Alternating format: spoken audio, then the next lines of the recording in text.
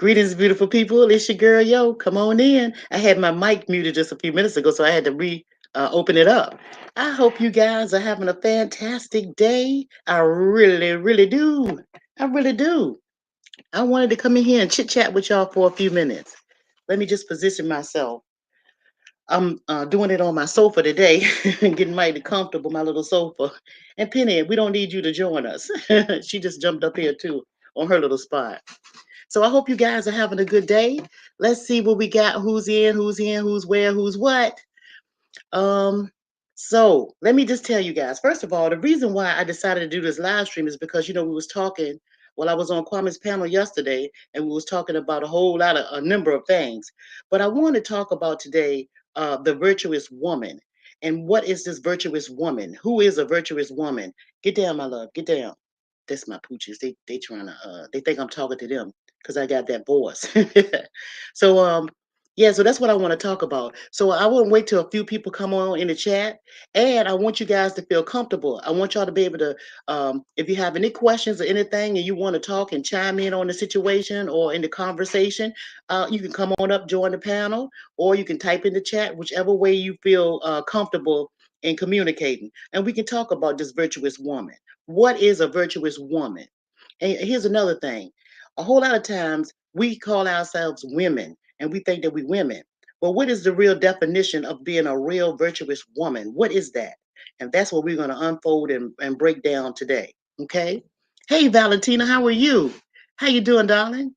Nice to see you. Nice to see you. I hope everything is going good with you, sugar. Yeah. I'm just trying to see. I think it's just us right now. I did invite Queen Virginia to come over here too because we had started this a little. We touched on the subject a little bit on Kwame's panel and Mom Boss and anybody that wants to come up really can come up and join me and discuss this. Okay, so I'm just gonna wait until some people come in, right? And really, this is this is like for educational purposes. And the reason why I'm saying it is because a lot of people might say, well, someone might say, well, your thoughts, what make you what make you the authority of, or who are you to tell us what a virtuous woman is? I mean, what give you what's what is your credentials as far as that's concerned? Well, let me tell you something. Okay, I was raised with my mother and my father in a household, right? And for a long time, my great grandparent, my grandmothers and my great grandmother, both of them lived a long time, right? And I had a lot of great aunts and stuff and uncles, but I'm talking about the women now. And I most of the time I was up underneath them while all the rest of the children was running wild and stuff. I was that nosy child. I wanted to know.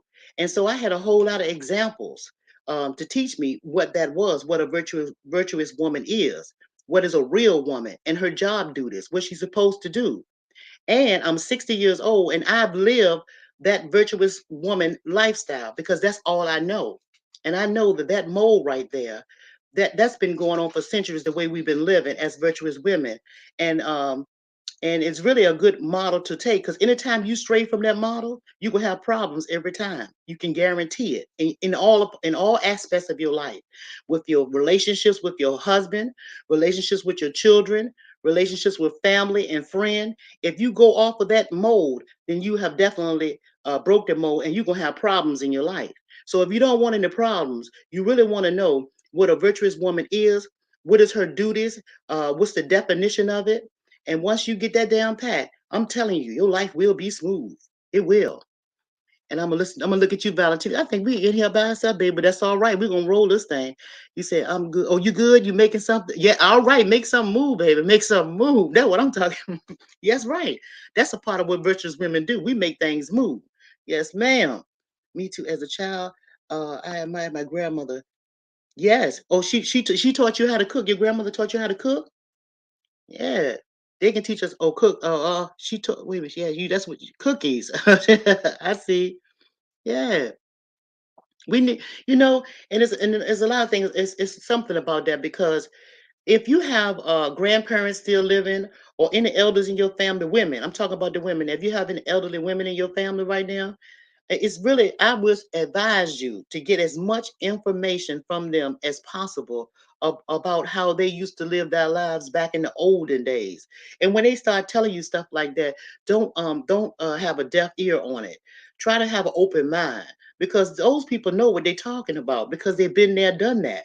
You know, why would you take advice from a stranger or for somebody that's never lived that life?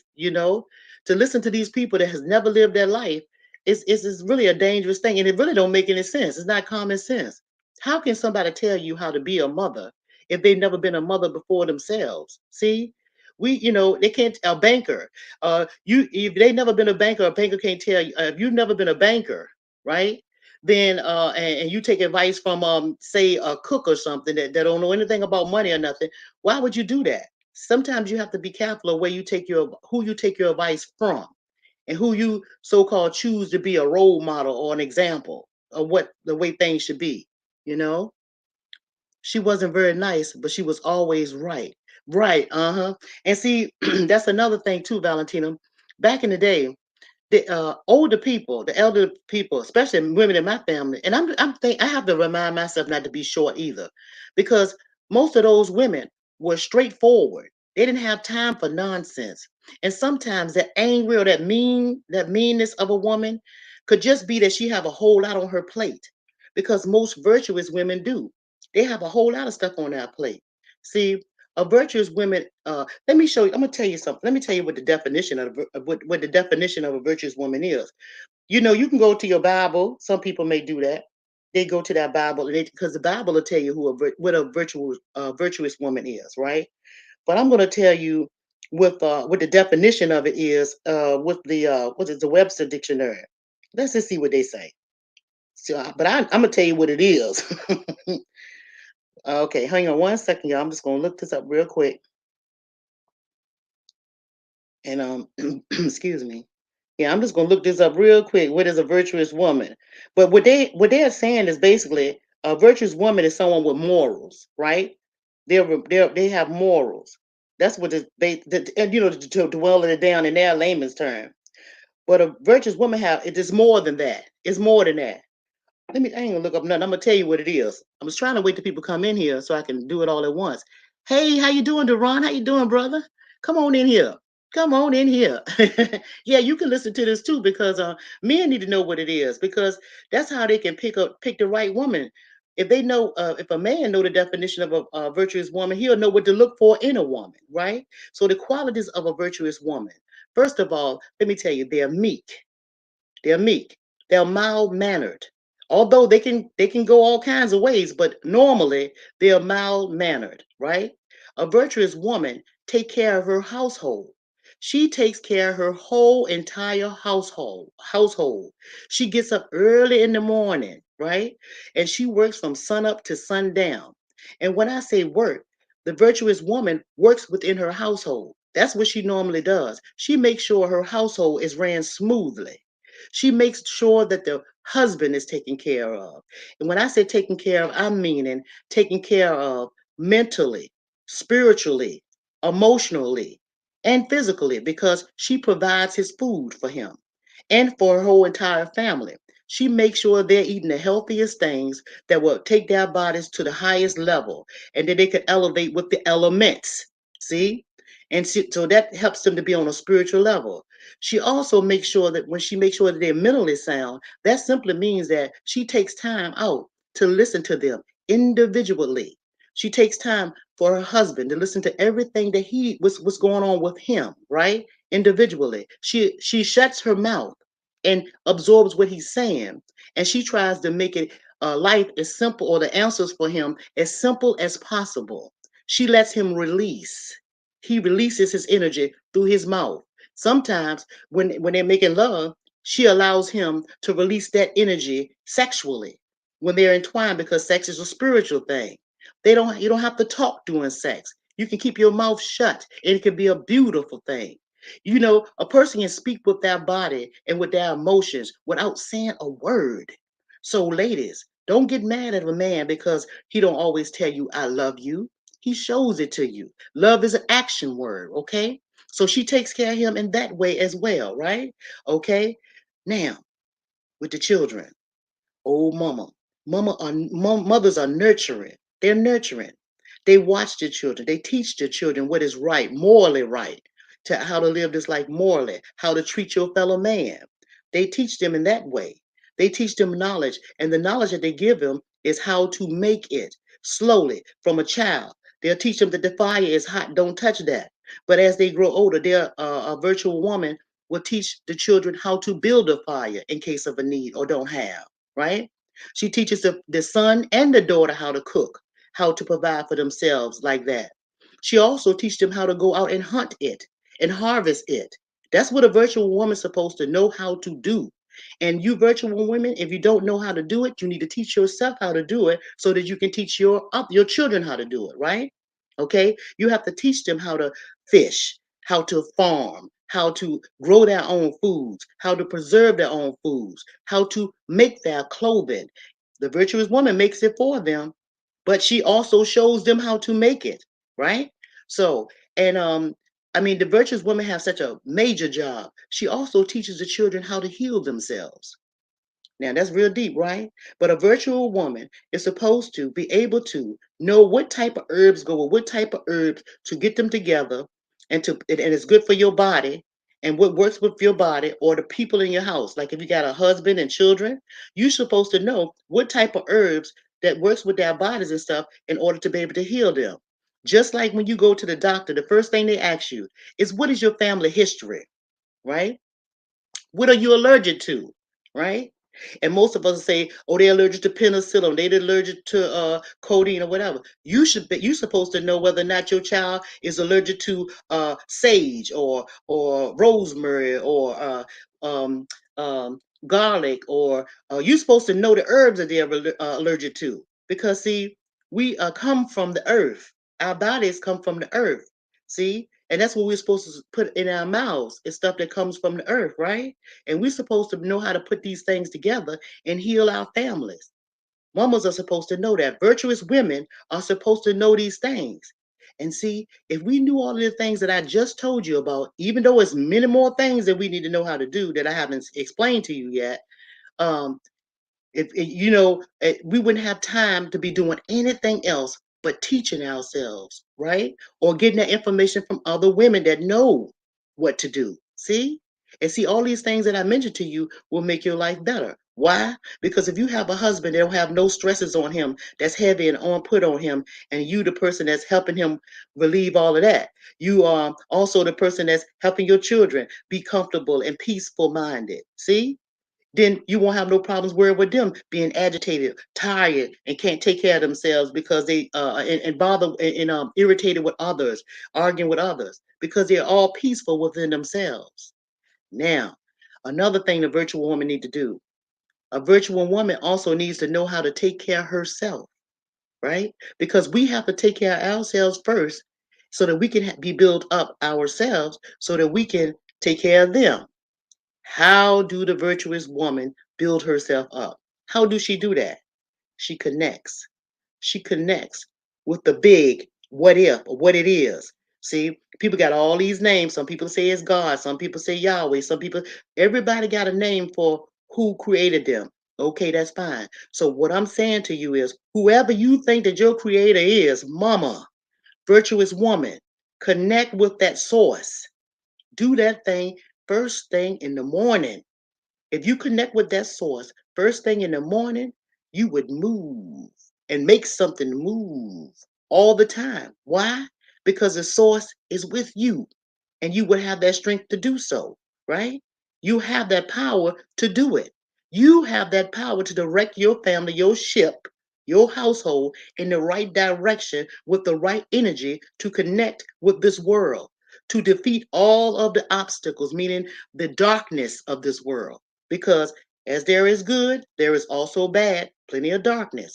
But if we build our families up, they can combat anything that's on the outside of this peaceful church, which is your house that you live in. The church is simply the house that you live in. You understand? Now I'm gonna take a pause and read some of what y'all saying. Actions speak louder than words. That's right. Right. And virtuous women are resourceful. Yes. Hey, Joy, how are you doing, darling? Thanks for joining us. Yeah, we talking about the virtuous woman today. We talking about it. We're gonna talk about it. Yes. Hello, Michelle. How are you, darling? Blessings to you. Blessings. May peace and blessings be unto you. Be unto you. Yeah. Yeah. And yeah, Mother Earth, you're right, Valentina. Mother Earth provides everything that we need. You know, anytime, and my grandmother used to say this, not my great grandmother, but my grandmother, my mother's mother. She used to say, it's not a bird here on this earth that God don't feed. And I used to say, Grandma, why you keep saying that? And as I got older, I realized she's right. Because a bird is going to eat. God is going to make a way, or the creator makes a way for the birds to eat, right? All animals, but the bird to eat, right? And he even got us, or the source has us feeding them. Because I feed the birds every day. I put the stuff in the bird feeders outside. And we got people go to the park and they feed the pigeons or those ducks and stuff on the water. They take bread there and they even feed them.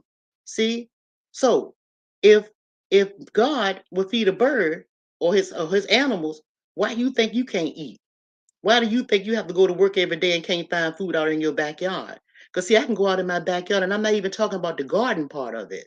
I've showed you on previous videos how I can walk in my yard and pick up onions, and I can go on the street and I can pick up spring onions that grow from the ground, and they're edible. It's a whole lot of edible stuff that you can eat that's right around you and you don't even know it. See? But we virtuous women need to know these things, because some of these things we can use for our family, again, to give them the energy they need, the resources that they need for their bodies, because we come from the earth. We are all dirt. We are all built up on dirt. And not just trying to keep saying about my previous videos, but when I said that you are nothing but dirt or your life is dirt, it's because it is. I have videos to tell you that it's dirt. Why is it dirt? Everything that you eat come from the ground. Everything. The vegetables you eat, fruits, you got a fruit tree, it comes from the ground. That's dirt that is growing in, right? See? Everything is dirt. And when you eat it, it's just you just a combination of it. Your outer body is a combination of all the foods that you eat. That is your outer being. Your inner being is a spiritual being, but this is your outer being right here, the outside of you. You see, and you collected all of this stuff by eating this stuff. That's how you collected this body that you have. Them jaws, all of that come from the dirt. See, and you go back to the dirt when you die. See, that's why they say ashes from ashes to ashes and dust to dust. See, but you will go back to whence you came, from where you came from. That's what that means. Where do you think you go back from where you came from? You come from the ground. You go back to the ground. See? So we're supposed to eat the stuff that comes from the ground, right? Yeah. Hey Vicky, how you doing, baby? Hey, thanks for coming, sweetheart. Yeah, so we talking about this virtual woman, and I hope that I'm making sense to you guys and you understand what I'm saying and the importance of it. See, so everybody can't walk around. All women that you see are not virtuous women, right? They're not. They would say that they're women, and the way this thing got mixed up is it was back, I want to say in the 70s. I'm thinking it was in the 70s when they had the equal rights for the women, and all of these white ladies, this white group, because it's a white group, number of white females, and they were fighting for equal rights. I was born in 1962, so excuse me, it was only years later that they were fighting for equal rights, right? They wanted to work like the man. They wanted to get paid like the man. They were saying we can do the jobs that the men do, and we deserve this and we deserve that, right? All this white group was saying that, right? Because their husbands, most of their husbands, they were in charge of all these big major companies, and they were running the country for centuries, right? When even in the war, they was running this country, right? And so these women were supposed to stay at home, and they didn't like it. They didn't like it, and their husbands didn't treat them very nice either. A lot of them were they always got in fights. They were like put in their place, right? And now, and you see, that's some of the things that our ethnic group has caught on to over the years. You got a lot of black women now. They want to be in these high-ranking positions, and they want to have the same amount of pay as the men, right? And I'm not going to even answer that. I'm not gonna even answer that. But they want to have the same ranking thing as the men, right? They want to be paid like they are. But when I was coming up, women knew their place. Every woman know that they know their place, right? And and they made it look bad for people to say, I want to be a homemaker. I want to stay at home. I want to be a housewife. They try to make that a bad thing after the women got the equal rights. They was like, all women should be able to be out, go out here and compete. No, that's what broke up our families. That's when our families started going left. The black family started being breaking up. Is when all of these black women joined this group of white women and started protesting for the equal rights. That tore our families apart. Why? Because that left most of our children latchkey kids, right? That mean our children had to be at home by themselves while we working with the daddy, right? See, and you see what happened, how our children are all out of control right now? That's because that mama, that virtuous woman won't in the household, running her house. We have been tricked into believe that being out of the house is the thing to do or the place to be.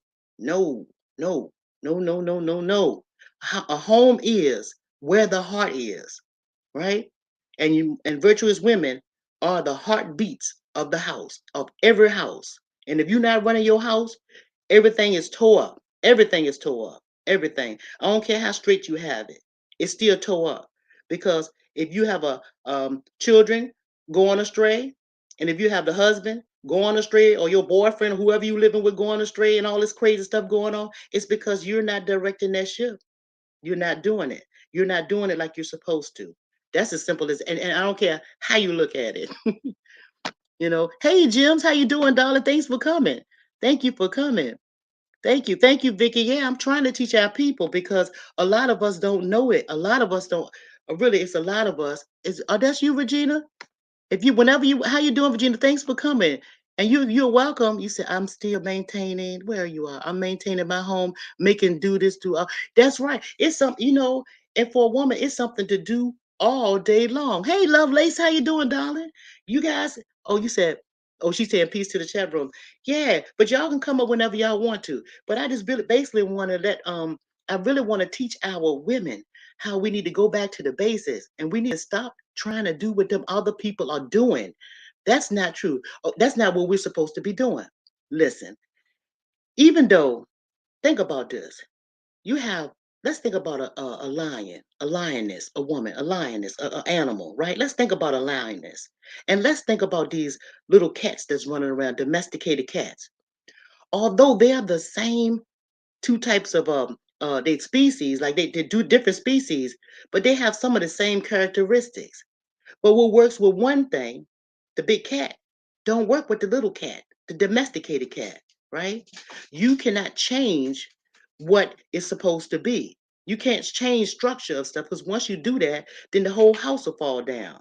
See? So once we got away from the structure of what our elders taught us, I'm going to say mine, I don't know about you guys, but once we get away from that, everything falls down. When we started trying to do what everybody else is doing, that's not what we're supposed to do. That's not who we are. That's not where we come from. We come from families. See, we'll have more love for one another and more compassion with one another if we kept that structure of that virtuous woman, if she kept that structure of that household. Because I can guarantee you, if we women didn't do what these white women, I'm gonna say white women because that's what it is and that's what it was, that's how it is. If we didn't follow them and try to go out here and do what they do because they mad at their men and their men not doing what they supposed to do, not taking care of them. Because our men, our black men back in the day, they took care of us. Our men took care of us. And it wasn't a bad thing. It wasn't a bad thing to be a housewife. It wasn't. That was a beautiful thing. You see? But we got to stop following these people and go back to what we supposed to do because our children really, really are crying out for us. They are dying. They are literally dying right before our eyes. See? And if we, like I said, if we really cared about one another like we were supposed to and went back to that structure, that means it would have been a housewife at home. Your children would never had to see they would never have to go into a daycare ever because it would have been somebody in that neighborhood. Some virtuous woman in that neighborhood would have went and got your children off the bus and brought them to their house until the mama came from out the field or the garden from planting and to in her home, had her little time. And another thing, a virtuous woman, let's put her in 2023. Your children would never had to go to school. It would be a virtuous woman to say, "Look, sis, since you at your house and you washing clothes today, and I'm working in my garden today, at 1 o'clock I'm gonna be finished because it's gonna be high noon and the sun gonna be beaming, right? And I'm not gonna be out in that heat, right? So what I'm gonna do is I'm gonna come over there and grab your child for you and bring her or him or her in my house while you take you a nice bath before the man get home. You can go home, you can be in your house next door or two doors down. You can go ahead and soak your feet in some water in a bucket of water and scrape the husk off your feet while I watch your baby for you for a couple of hours so you can, regroup and reconnect with the universe and with your creator so you can build yourself back up. So when your husband come home and when I return your child to you, that you can have the power and the strength that you need to love on them and to coddle them in any way that they need. And then in the meantime, take mine for a few minutes, right? Y'all can pass that thing on and let me build myself up. That's how we used to work with one another. Right now, you don't give a damn about your neighbor's child. Right now, you looking at them as you see them running up and down the street and showing off. You be like, you talking about them more than you doing anything to help them, right? That's because you're scared to say something to them because you think the mama gonna be mad or the daddy gonna be mad. It's gonna be a problem with neighbors arguing because you corrected somebody else's child. See, that's because the structure of that virtuous woman is going to hell in a handbasket. You see, because women do run the household. Women do run this household. And I'm gonna tell you something else that you may not know that I've known a long time and for many a years. No white men run this world. It's no white men that run this world. It's the white women. Why? Because the men listen to the women. Just like your husband listen to you, you have ways to get what you want from your husband. They got the same ways with Dow's. Think about it. I'm gonna see what y'all saying. Okay, because I can talk. You know I can talk. He said somebody came, oh, come, someone get your grandbaby. That's right. You can get grandbabies and everybody, y'all. Everybody, each one keep one, each one teach one. Each one help each other out. That's what we're supposed to be doing. We're supposed to help each other out. We're not supposed to hate on each other in the way that we do. We're supposed to love one another. You're supposed to be my sister and my brothers. I'm not supposed to be scared of you when I walk down the street. You're supposed to step back. You men, the men, when they see a virtuous woman, when they see a virtuous woman walking, what do they supposed to do? The virtuous woman don't have to say nothing. If she's getting ready to go into a store, and that happens to me all the time, and I'm not bragging, and I'm gonna take y'all with me one sooner or later. My daughter tried to show me how to do this. She showed me the other day how to do live on your phone. I'm gonna show you. I can go right out here now, men know that they have a sense of a virtuous woman. And I would never have to open a store door. If I'm going into a supermarket, I don't care if the doors don't open by themselves, or I don't care where I'm going. It's going to be a man, whether it be young or old. I'm talking about young or old, and they will definitely open the door for me. And I don't even ask. And I'm just walking minding my business. See, men can spot and sense a virtuous woman, just like they can sense and spot a whore or a homewrecker. Don't you think they know a good woman when they see it, and you don't have to speak? See? Yeah. Let me see what we talking about, y'all. I'm sorry, I'm still talking. See, y'all know I be going. Y'all know I go. And I know some of y'all women, the same thing happened to y'all. I know some of y'all women can go to stores and stuff like that, and men open the door for you without anything happening. I know my husband do. And I be with him. And then we going out or something like that. And see, and some of you women may trip over that. Why you open the door? My husband will open the door for another woman when I'm right there. He better. That's what he do. That don't bother me. But some of you women get mad about them doing that. And that's not cool. That's not cool. That's a gentleman. That's a gentleman. That's what he's supposed to do. And he would open it for a hooker. She's a woman. You see? Regardless if she don't know it or not, he know it. See? We got to change the way we think. And we need to get back to being this virtuous woman. We need to really get right back to what we need to be. Right? And if you women, let me see something.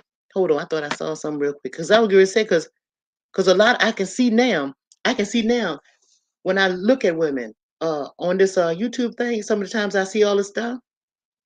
No, y'all, no, no. And I'm not trying to tell you that a virtuous woman is this kind of woman that don't get angry. Yes, we get angry. Of course we do. We have all the emotions that anybody else have. We are humans, right? So we're gonna experience all of those emotions as well, right? But we don't let those emotions overtake us, right? We don't do that. We know when to pull back. We should, a virtuous woman should know when to pull back and to take care of herself so she can have that strength for her family, right? And you do supposed to work from sun up to sundown because you will be working from sun up to sundown. A person that stays at home do more for that household than a person that go out to work. They go out to work.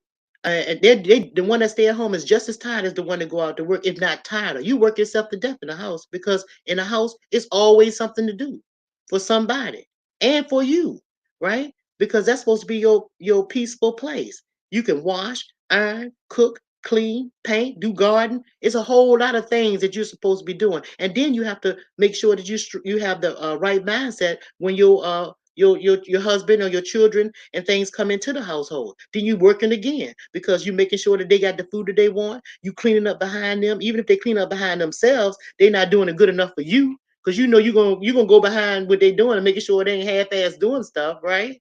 You're gonna make sure the children tucked in. You're gonna make sure the husband tucked in. And then after all of that said and done, then you're gonna unwind and then you're gonna do what you need to do for you. And guess what? The very next morning, you get up and do it all over again. Why? Because that's what a virtuous woman do. That's what a real woman do. That's what a real woman do. Okay? And no, you should never be tired of taking care of your family and loving on your family and being there for them. Ever. Ever. Okay? So I'm just saying. So okay, so you guys, you say I'm listening, but uh that's okay. That's all right. I understand, baby. I understand. Yeah, not too many though. I will be like, yeah, y'all are tripping in the chat. Y'all are trip. Do any one of y'all want to come up and talk to me? And what do y'all think? Is any questions? Y'all understand everything that I'm saying? I'm sure y'all do because y'all know what the deal is. Y'all know what the deal is, right? But again, I'm trying to tell y'all, we got to stop doing what them other people doing. We better do us. We better do what we need to be doing and get back to the basic and stuff. If you want your family to be strong and you want a peaceful family, you want your children to grow up unscathed by this outside world because it's a rough world and everybody out there don't want what you want for your family. Everybody don't love your family like you love your family. So, we got to do what we have to do and teach them what's going on not only inside the house, but what goes on outside the house. But make sure that they're prepared once they go out there. And speaking of that, I definitely want to say this before I go. Listen, stop letting your children, when they turn 18, kicking them out the house. Stop that bullshit. Don't do that. Don't do that. Who said that we have to take our children when they turn 18 and they have to leave the house, whether it be a female or a male? That's not right. That's not right. And the reason why I say it's not right is because no one is, every child matures at different levels, male and female. It's different levels to it, right? And if they're not prepared for it to go out of this world, out to the world in their own place, why kick them out there? You setting them up for failure. And the reason why you set them up for failure is because at the age of 18, most of the time they have to establish themselves with credit. They have to get credit. So just because they have a halfway decent job and they go out and get an apartment, don't you know that them children will come back home to you sooner or later? Because when they go out to pay the apartment, chances are that little bit of money that they're making at the age of 18 is not going to be enough money to cover that overhead, which is that mortgage or that rent or whatever they choose to do, right? It's not going to be able to do the light, water, and gas and that little lunch money and that little groceries, even if they live by themselves. It's not going to be enough for them. So what's going to happen? Their credit is going to get damaged, right? And then when it's time for them to go get a house or something like that, right, they're going to have problems. So what they're going to do is come back to you. Let your children stay in the house with you, moms and dads.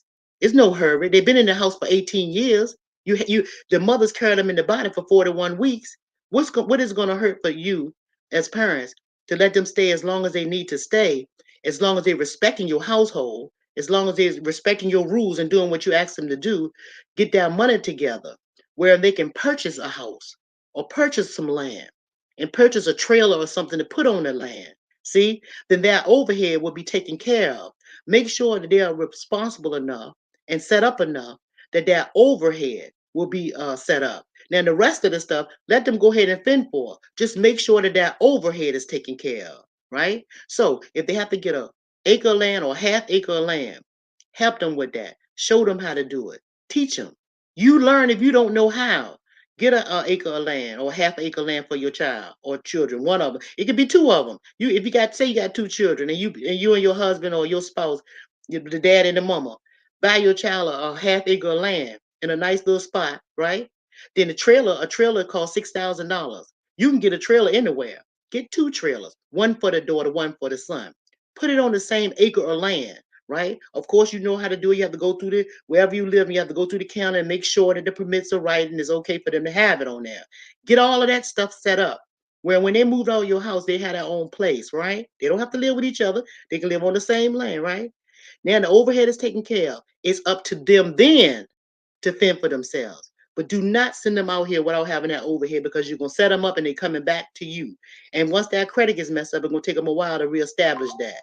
So I'm just saying, you know, take care of your take care of your family and be smart about throwing your children out to the wolves because that's what you're doing.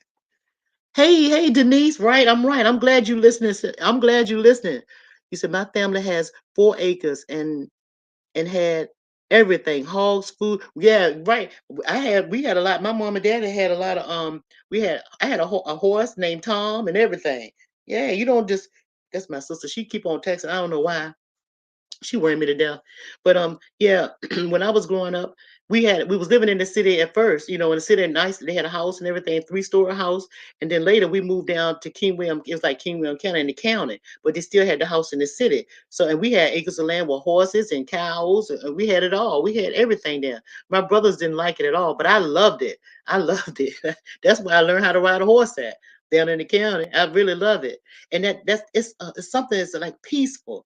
It's just like so peaceful living in the country. The fresh air, the quietness, and the beauty of the sun when it rises and sets. It's a whole lot of things to pay attention to, and it's not a lot of noise, but it's a whole lot going around you with the animals and the insects. This is a lot. They're all busy doing something, and you could just enjoy just watching it. It's like watching television, but it's in like real time.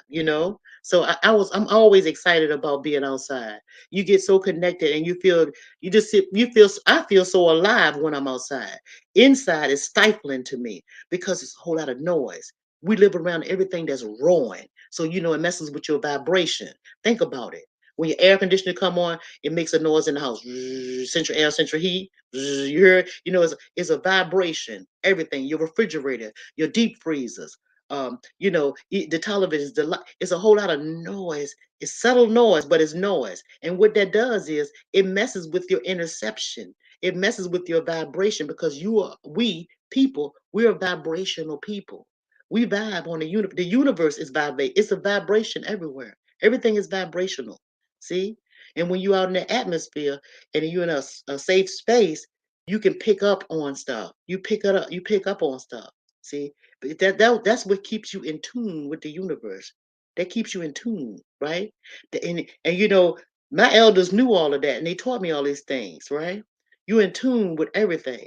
You can watch the animals and you can tell whether it's going to snow. You can tell where a bad storm is coming. You can tell. Just watch them.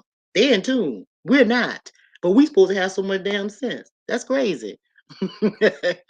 Yeah, right. Peace and quiet. Yeah, everybody need peace and quiet.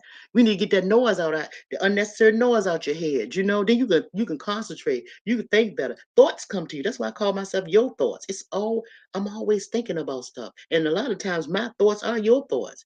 It's like I don't thought about that stuff that you thinking about way before you probably even thought about it. See, so your thoughts are my thoughts. Sometimes I know what you're thinking simply because I'm in tune with the universe. That's why I know. And I know things that I ain't supposed to know, but I know. And I only have to know you, and I know. And you ain't got to tell me, yeah, no, because I know that I know that I know. See? But here's the thing you have the same ability. You just don't know that you do. You just don't know it. And see, that's why I want to help y'all touch into. I'm gonna help y'all tap into that because you guys are powerful. You're powerful. And the mother, the virtuous woman, my, how powerful we are. Oh Lord, I wish y'all knew it. It has the. I'm gonna read some of y'all comments. Okay. Yes, yeah. You would definitely be thrown off balance if you're not in tune. Oh, thank you so much, Lovelace. I can lay down and think for hours. It's crazy. Yeah, but and sometimes know what, Denise? People, I'm talking. Yeah, this Denise. She said I can lay down and think for hours. It's crazy. You can lay down and think for hours. And people will say sometimes you need to turn your mind off or turn your brain off. No, we always thinking. Your mind is always thinking. But here's the thing: you have to make sure that your thoughts are centered. You know, that you have like if you have like a say something negative may jump in your head or what if might jump in your head, that'll cause you to start doubting yourself on whatever you're trying to do. Sometimes we have to learn how to control our thoughts just a little bit or to tame our thoughts. Don't get rid of them. We're supposed to let them flow because that's our connection. That's our connection, our thoughts. We're supposed to let them flow. A matter of fact, and when the spirit speaks to you, you ain't gonna have no choice. It's gonna keep on messing with you until you do pay attention to it. It's gonna keep on saying you're gonna still go back to the same thing until you do pay attention to it. Yeah, because old people used to say, yeah, it's like fire shut up in your bones. That's that spirit that that's telling you things, that they're telling your mind what to do and then what you need to do. You see? And you don't pay attention to it, and you start doing what you say you gonna do. Yeah, right? Yeah. Yes. Y'all understand, right? Mm-hmm. Mm-hmm. Yeah, I'm enjoying talking to you guys, but I know y'all probably want to say something, and I'm just running my face. Do any one of y'all want me to drop the link, or y'all want to type a question in here for me? Because I'm not gonna hold y'all up. Because the reason why I'm not gonna hold it up and make it a long live stream is because I want you to obtain the point of this live stream. I don't want to sound like I'm just rattling, and because I can talk about a whole bunch of subjects, and sometimes they can all get ran together. But if you just bring it all back in, simply know that a virtuous woman has to have to reclaim her crown. She really have to come back. We need us virtuous women back here because without us, our whole human race will be destroyed. And like as you can see now, what's happening? We need to bring back these mamas, these virtuous women. Even if you're not a mama, like I said on Kwame's panel the other day, if you're a woman, you have virtuous qualities. You have those qualities, to be a mama. You have qualities to be able to talk to somebody's child, to nurture somebody's child, to lead them in the right direction. And believe it or not, somebody's child is looking up to you and you don't even know it because they watch what we do, not what we say. They watch how we treat them. You see? So we can't be expecting the children to be all these nice and clean cut and mannerable and we can't expect them to do all of that. Why? Because they don't know no better. And they watch you. They watch you say all that shit, but they see that you ain't doing what you telling them to do. So we have to lead by example, okay?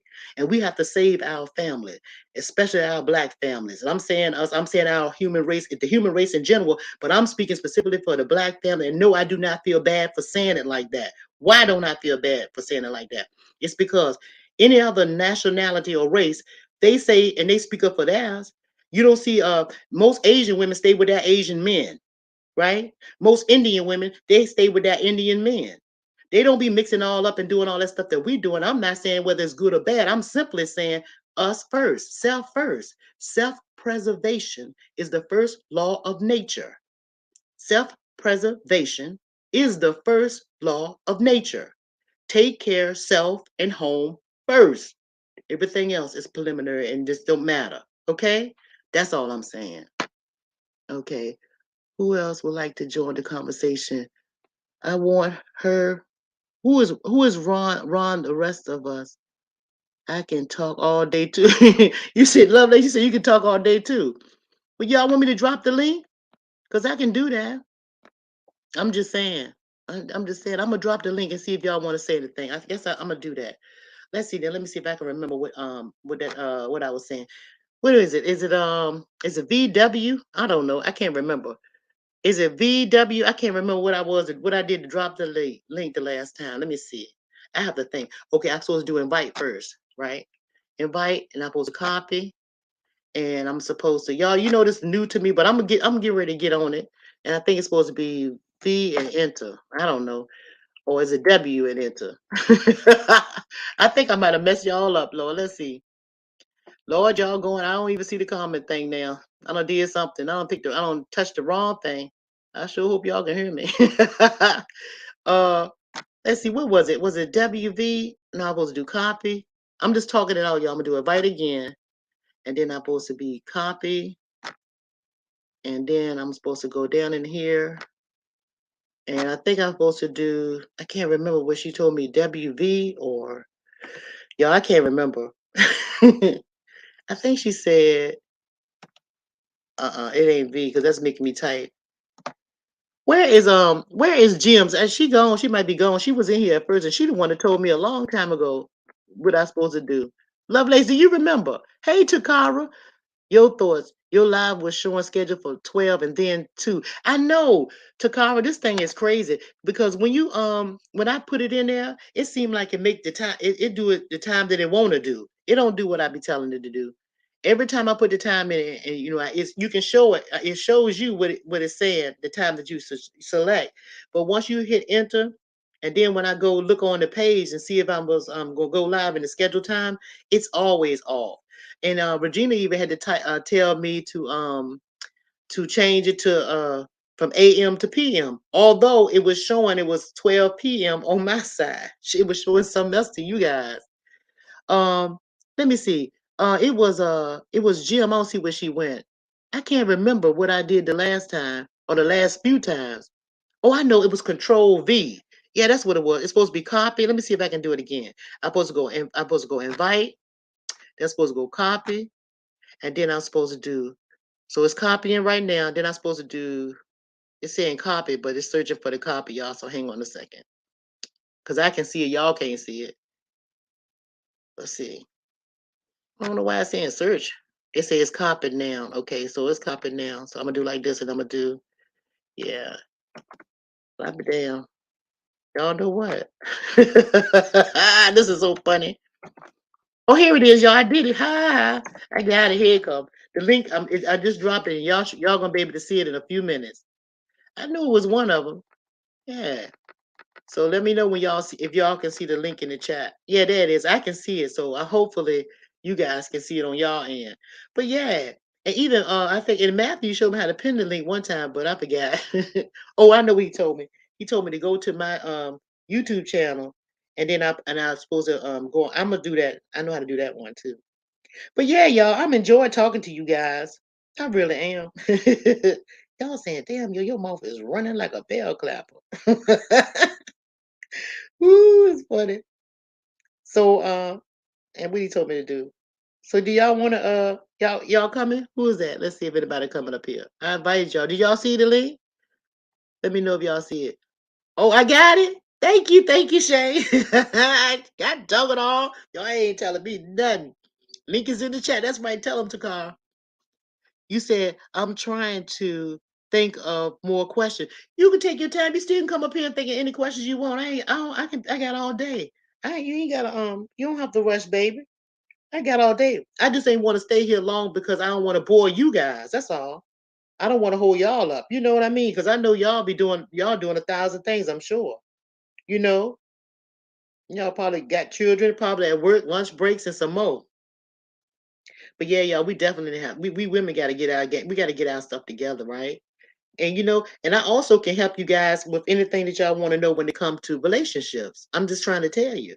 I mean, pretty much anything. Like I said, I don't live life. I can pretty much tell you whether something gonna go right or wrong. And if you want to be say, if you want to be saved some heartache and some trouble and some woes and worries, hell, I can help you out with that. I sure can. You said, Miss Yo, I can listen to your wisdom all day. Oh, that's so sweet of you, baby. That's so sweet. But I can learn from y'all too. Now, don't think that I know everything because I learn a lot from listening to other people. We can teach each other, right? Because a whole lot of things going on with this younger generation and stuff that I don't even know nothing about. Just like I was just telling y'all about this that Jim Jigamabob here.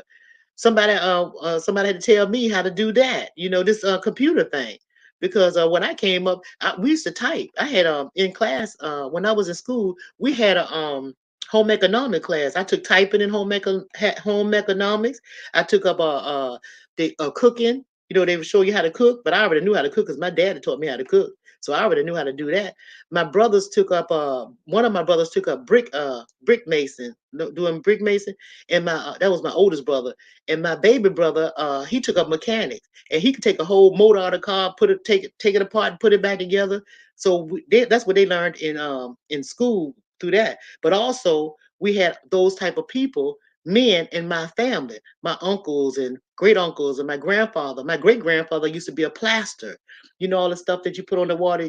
Right now they call it like he used to hang sheetrock and stuff like that and use that plaster. He used to do all that stuff. So you know, you said I need to rewatch. You awesome. Oh, thank you, Takara. Yeah, rewatch it because I said a lot of stuff. And you know, if I had to tell you everything that I said again, I might forget it because I was on a roll, girl. I was on a roll. Yeah. So okay, so nobody wanted. Oh, you say okay. What do you think of the WAP culture? Yo, girl, let me tell you. This is a shame. Let me tell you. I think it's ridiculous. You know why I think it's ridiculous? Because it's like I made a video about that. Not, but I was talking about it in one of my videos.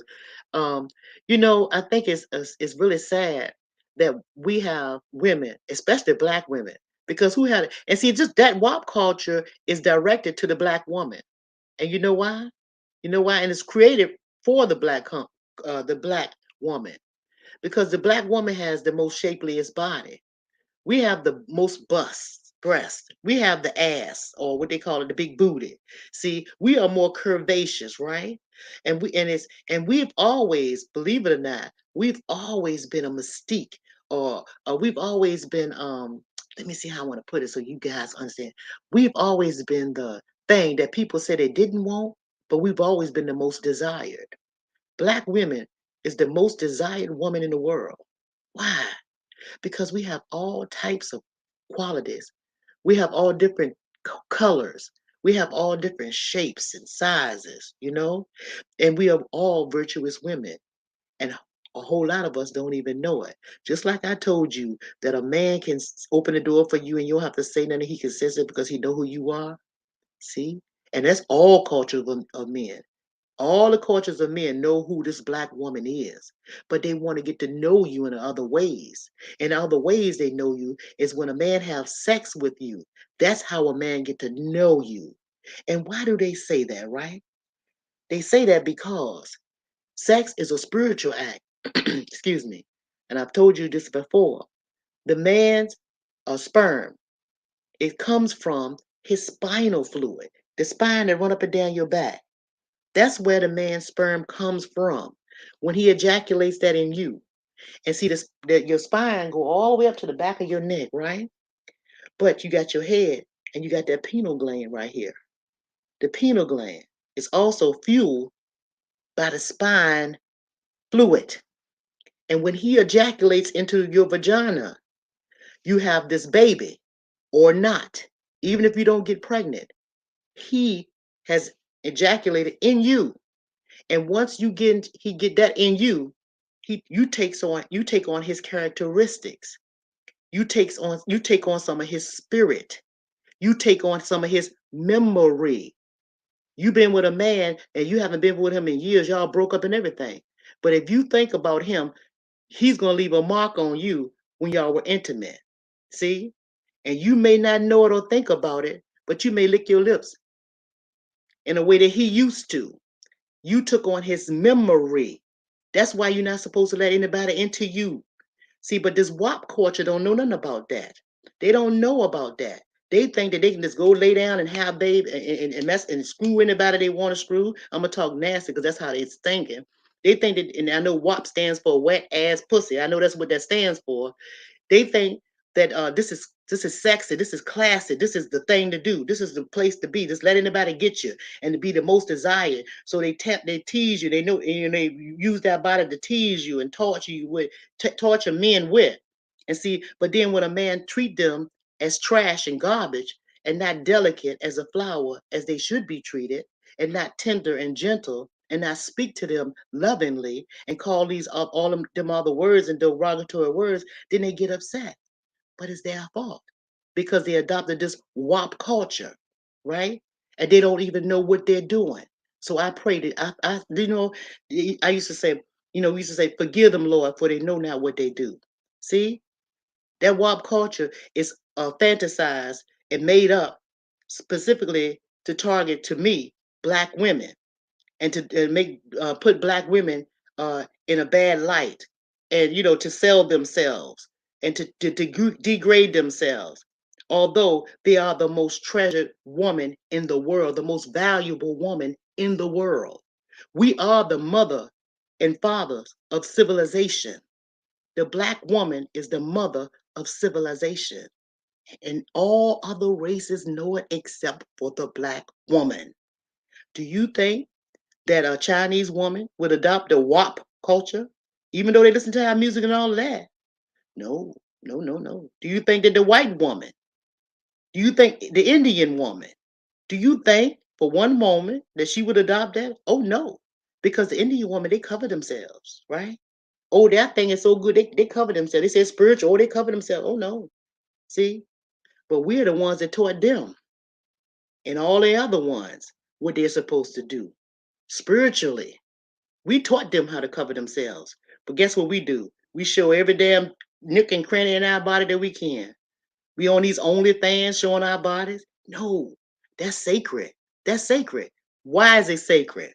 Why are your thoughts? Why is the body so sacred? I just told you a little bit about the pineal gland and the ejaculation and how you take on somebody else's thing. The body is so sacred, not only because it's your spiritual temple. We women give life. We give life. We hold life. And what wants to come or be born in a dirty womb? You can't plant a seed in the ground, and no place in this ground on this earth, unless the earth is ready, unless it's cultivated. You can't, it won't grow. Same thing with your womb. You can't do it. And if you put the wrong seed in it, it can come out a demon seed. If you had a baby by the wrong man, it could be a demon seed. See? You understand? This crowd need to be here to share this. Thank you, Takara. I'm just saying, for real. I'm saying we need to teach, let us women, let women know. See, they try to make our bodies trashy. They looking at it as a trashy, lustful thing, right? And we think, and we most black women now that adopt this WAP culture, we think, oh wow, because we got all the men looking at us. Oh yeah, he looking at that. Oh, he looking at that. Oh, he think that's fine. Oh, they just shaking. Oh, he looking at that. He looking at that. Yeah, he looking at it because he can do something with it, but he don't want it. See, and you're making it priceless. You're making it like it don't, you're making it like free, but it's priceless is what I'm trying to say. Your body is priceless. There should not be a price tag on it in no kind of way. No kind of way. No price tag on this. See? So that's why, and I can tell you again, that's why I only been with one man in my life, and that's my husband. And I have never missed none. I used to have a girlfriend say, "Yo, I can't believe that. How you know you might not be missing out on something else? How you know that the man that you with it, maybe you gonna get tired of it." I ain't never tired of my baby ever. I'm 60 years old. I ain't tired of. I was married to my husband at 18 years old. And you would think somebody be tired of that? Oh no, because he treats me like that flower. We treat each other with respect and love, and we are one. Do you dig what I'm saying? Y'all, goddamn, we one. I would give nothing for my baby. See, I'm just saying, y'all, it's a beautiful thing when you know who you are. It's a beautiful thing, and when you know what you got and what you know what you possess. Girl, I'm trying to tell you, that WAP shit is crazy. But it's all it's doing now though is messing up our babies. See, that's what I'm saying. The older women that's doing it, the Carter B's and Megan the Stallion and all these women that's doing it, we can't blame them. Why? Because they didn't get nothing from their grandmama or their mama. See, it's not their fault. They're ignorant to the fact of how beautiful they are and how beautiful their bodies are. They're ignorant to the fact. See, so their bodies, they got price tags. They can be paid for. Somebody can pay them for that. See? When you know that your body is no money that you can give them for your body, and you know how valuable it is, and you know it's a life maker, you understand? And you know it's a creator. You are a creator. A woman is a creator. God is a creator. right? He created the heaven and the earth and all that, whatever you believe, but somebody created this. And we don't know who created it. We don't know the name or nothing, but we know we didn't do it right. But women, what do we do know? We do know that we can have a baby in our body and we can create a baby with uh 10 toes and 10 fingers. And we know that a whole human being comes out of our body. We are creators too. So why wouldn't we act like it? Why wouldn't we act like it? See? That's just dumb to me. We don't think. Yeah, protect yourself inside and out. We are creators. You see what I'm saying? We create. And sometimes we can even create two babies at one time. Sometimes three, all at one time. See how powerful that thing is? And you mean to tell me you want to wipe it all over the place? Shit. Come on now. We sitting women, and my great grandmama told me this. When a woman sits down, she's sitting down on gold. When a woman sits down, she's sitting on gold. You don't care where you sit in the house. But when you sit down, you sitting on gold. You just don't know it. Oh boy, y'all. Any more questions? Any more questions, y'all? I'm just saying. Hey, mom boss, how you doing, baby? Say that again. I'm just saying. Wherever you sit, wherever a woman sit, I'm talking about whatever a woman sit. I don't care whether you know it or not. You sitting on gold. Anywhere you sit. Why do I say that? When we sit down, we're sitting on our vagina. When we sit down, we sitting on our vagina. That's gold, right? That's gold, right? And yes, it is. And you know what else they got us messed up about? Since we talking about the WAP, let's talk real talk for real. Let's talk real talk, Denise. Since we talking about the WAP, all of these women that's having this anal sex, shame on you. Shame on you. Shame on you. That is not what you do with your body. Look, let me tell you something. Don't ever let nobody abuse your body. Anal sex is an abuse to your body, ladies. It abuses your body. It's a lot of ways, and if you just go ahead and look all this stuff up because y'all have access to the computers and all that stuff like that. See, when sex was really introduced in the nastiest way, it was during the time period of the 16 and 1700s when they started raping our families, and pillaging, doing us all kinds of ways. And that anal sex was meant as a degrading or to degrade you. And they got that from the animals, watching the animals and how the animals make love or have sex, because the animals don't make love. They have sex for the sole purpose of creating, right? So they adopted that and they transferred it to your forefathers and your father's father. See? And that was a way to degrade a person. Same with the men.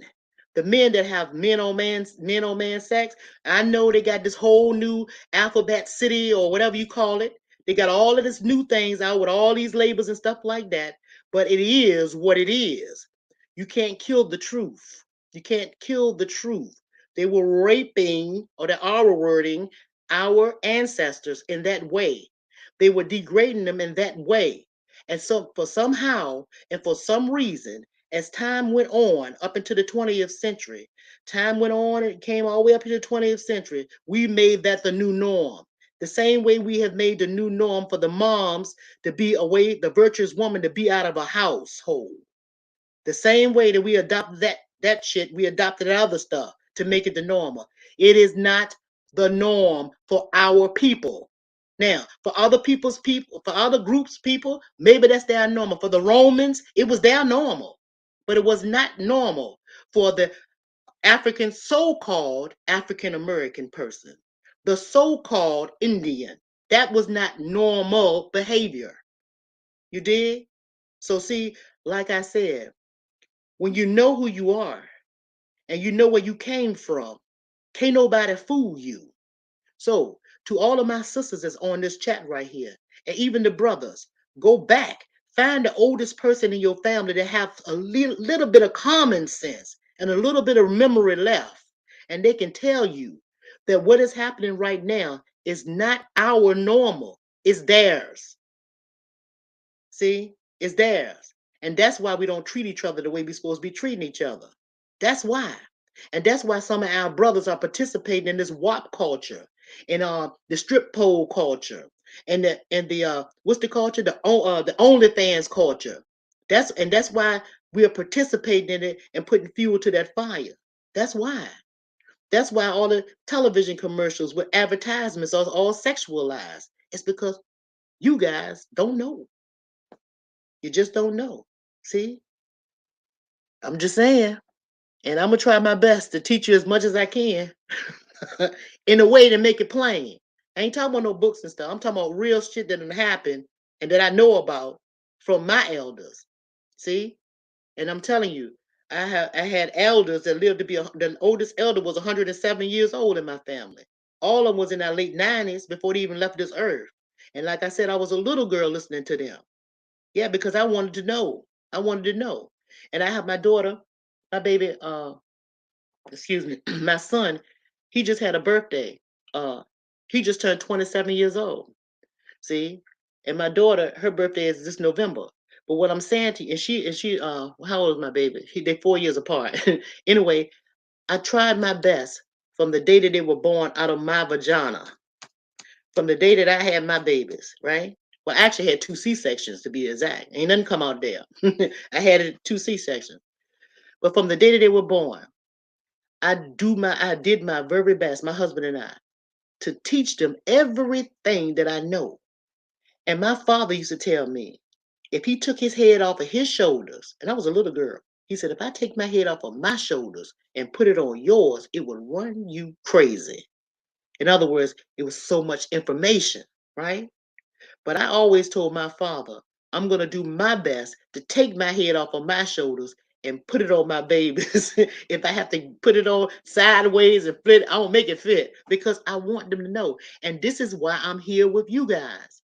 I'm not going to go into the ground from whence I came without somebody else getting it. I gave it to my children. I gave it to my nieces and everybody, my sisters and stuff, they know too. So we've given it to people on my family, in my family. I just simply want to pass it on to you strangers who are still my brothers and sisters. Y'all just don't know it. I just want to give it to you guys so that you guys can give it to y'all children. See, because I know that a lot of you guys' family probably has passed on and haven't given you any type of information. Some families don't talk about stuff. Everything is a big damn secret. A whole lot of secrets in families and stuff that they don't share. But that's not the kind of family I came from. From my family, always talked about what was going on, good, bad, or ugly. We talked about it. See, we never fought. I didn't have a family where we fought each other. If we pissed each other off, we'll cuss each other out. I'll call you a fucker and you call me a bitch. And we say whatever we got to say. And tomorrow morning, I'm still loving you. I'll pick up the phone and say, all is well as the well would be. That means, are you here on this earth and is everything okay? And if they say everything is okay, I'm fine with it and we're just good. And I got cousins that I haven't even seen in a long time. But every now and then we'll pick up the phone and say, hey, cuz, what's going on? And talk like we ain't never missed a beat. See? That's family. See? Family first. Yeah, we got to get back to this shit. My mama pushed me out at, you said my mama pushed me out at 85? At 85, the doctor, okay, I see what you're saying. Oh, I didn't mean to hide it. I want to see it. Y'all, let's see what he talking about. Agent Smith, how you doing? My mom pushed me out 85. The doctor did, he did, he didn't catch me. My dad was behind. My dad said, boy, that's funny. Yeah, I'm just saying, each one teach one, share the info. Yeah, we got to pass this information on, y'all. We got to pass it on. Yeah. Any more questions? But yeah, that WAP culture got to go, y'all. That's got to go. Don't teach your children how important, especially the ladies, the women.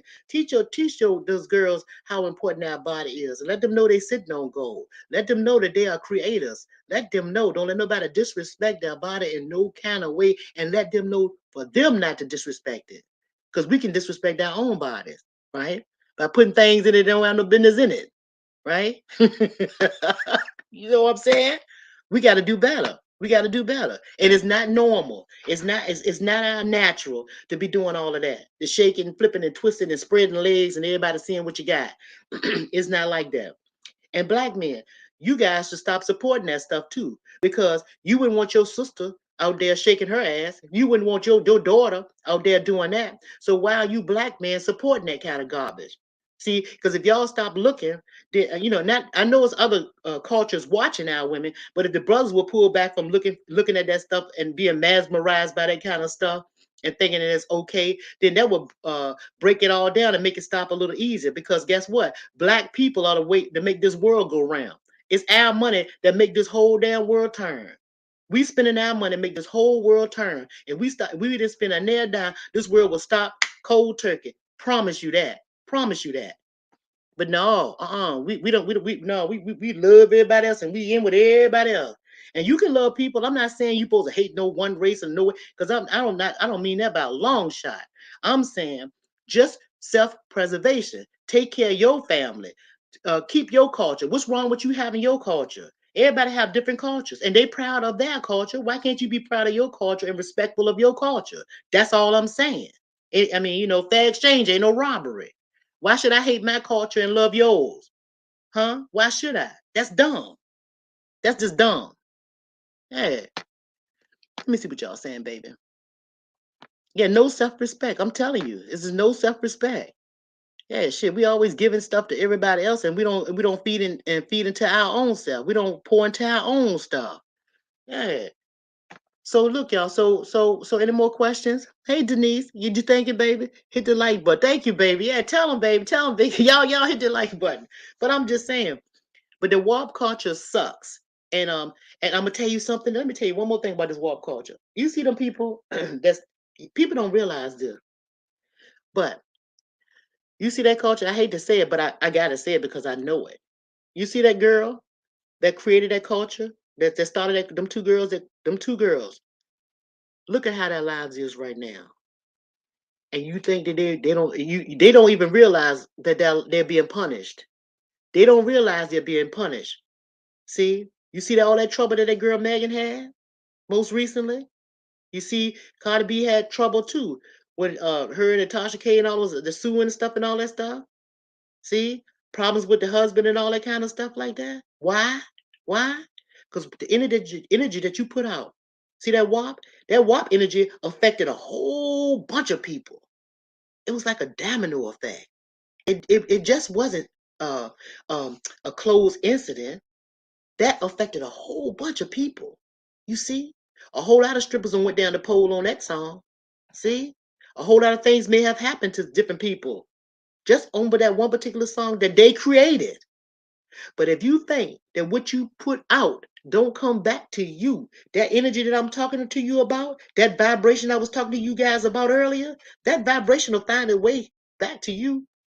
That ripple effect, just like a water. You take a rock, you throw it out to the river, you can see that river, that water going wave all the way out where you can't see the waves no more. But as soon as that current pull it out and the ocean pulls back and it's washed up against the sand on the seashore, it's gonna hit more rocks. See? But they don't know that. They don't know that. See? I'm just saying, just think about it. What you said, baby? They want us to think that women. Yeah, yeah, right. Ain't no empowerment. What? And that's true, to Kara. You're right. They do want you to think that you empowering yourself as a woman when you shaking and twisting and twerking. I'm trying to think, what kind of empowerment is that? A little 2-year-old baby with a pamper on can hold on to the living room table and hear some music and start bumping their ass up and down. Don't them little babies do that? Have you seen little babies in your little family when they growing up and they first hear the music and stuff like that and they new to music and they just barely start walking, have on a pamper and somebody put some music on? The first thing that baby do is start all just a bouncing. That ain't no empowerment. You know what it is? It's vibration. It's vibration. They bounce into the vibration, the changing of the vibration. Just like the mama be hicking up and the baby be hicking up when you have that ultrasound where the mama have a baby or you go for your checkup and you put the ultrasound on it, that's the jelly on your belly and put the little things on your belly so you can see the baby, the ultrasound so you can see. The babies be in there hicking up and everything, belching, hicking up. They be in there sucking thumbs and all of that. All that's nurturing ourselves, soothing ourselves. It's all vibrational. See? That way everything do. Any more questions? Y'all got any more questions, baby? Look at Vicky dropping the mic. Y'all funny. Calm power. Relax. Yeah. Yeah, we gotta stop. We gotta stop acting like animals because if you act like an animal, they treat you like an animal, right? We have to learn how to get back this self-respect for ourselves, and know who we are as women, as men, black women, black men. We got to know. We got to know, and we got to let them know because see, they know who you are. You just don't. You just don't. You just don't. You've been lied to for so long that you believe what they're saying. See? But a real woman like me, a real woman like me, huh, oh, they know better. And I'm trying to tell you that I'll get respect anywhere I go. And not because I disrespect nobody. It's because I carry it like that. Because I know that I know that I know who I am. Yeah. Okay, so let me see what we got. All right, any more questions? I'm looking, y'all. Let's see, I might have missed them because it's a lot. Your guys are really y'all chatting it up, and I love it. I love it. Love ourselves and have self-esteem. That's right. We have to. Because everybody else love you too, low key. They ain't gonna say it out loud. They love you low key, and you know why you can tell they love you because they copying everything that you do. They copy your hairstyle. They copy your body structure because they want the plastic surgery. Oh, men and women, men and women, they copy everything. They want the thick eyebrows. See, ain't no known that. They want the smooth, pretty skin. You know how you take your skin, not only not the complexion so much, but they do want that too. But I'm talking about the smoothness of it. They want that glow that they can see that you can't see. And you know what that glow that is? You see that glow that's on my face? Ain't no makeup, ain't no nothing. That's the God in me. But what do I mean by the God in me? That's life in me. See? That's the higher me that you can see by just looking at me. I'm just saying, you got it too. You got it. You have the power. That's the power in me, just like the power is in you. That's that get that first mind, that second mind. See? You got it too. I'm serious, but I'm joking. Agent Smith, would you say I'm serious, but I'm joking because laughter is the sucking to love? Yes, it is. That's right. Yeah, ain't no wrong with that. You can joke, baby. It's all right. It's all right. It's good. And laughter is good. Yeah, we supposed to be happy and joyful. We shouldn't be sad about nothing. We shouldn't let nothing bother us so much that it get us all the way down. Even when a person die. Thank you, Shan. Even when somebody in your family, a loved one die, you shouldn't be sad. You should rejoice. You might be sad. You might be sad because you're gonna miss them and stuff like that. But I mean, everything has its time in place in this life. Everything, everything. We just don't know the time. You see what I'm saying?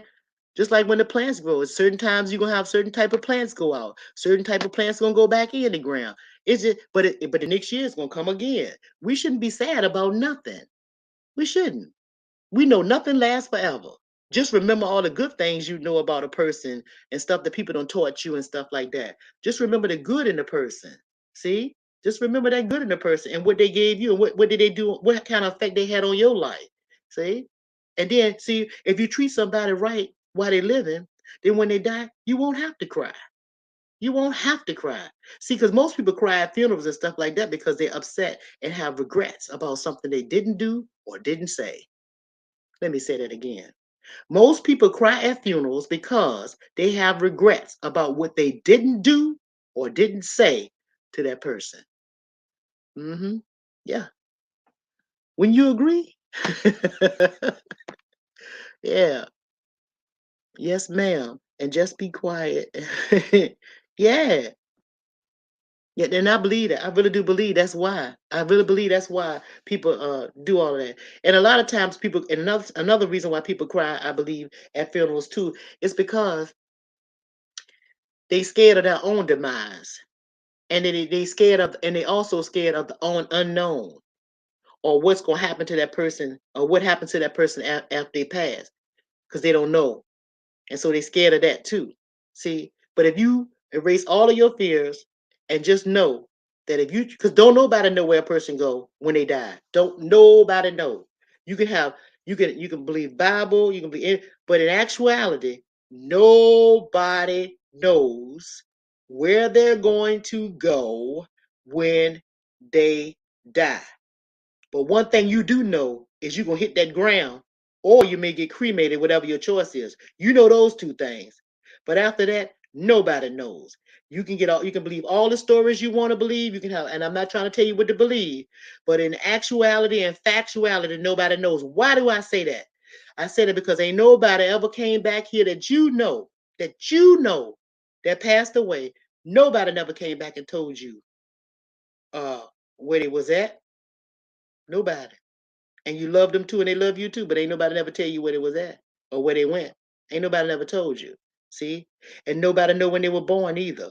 We know the date. Yeah, I know what day I was born. I was born August the 7th. August the 7th, right? The doctors got an estimated time of when I came out here, right? But when that seed was planted inside of me, when my father ejaculated his stuff into my mother womb, and I was in that womb, laying up inside of there, laying up in that womb like that. When I laid up in that womb, or when them two eggs hit together and it made it, we don't know the exact time. We don't know that.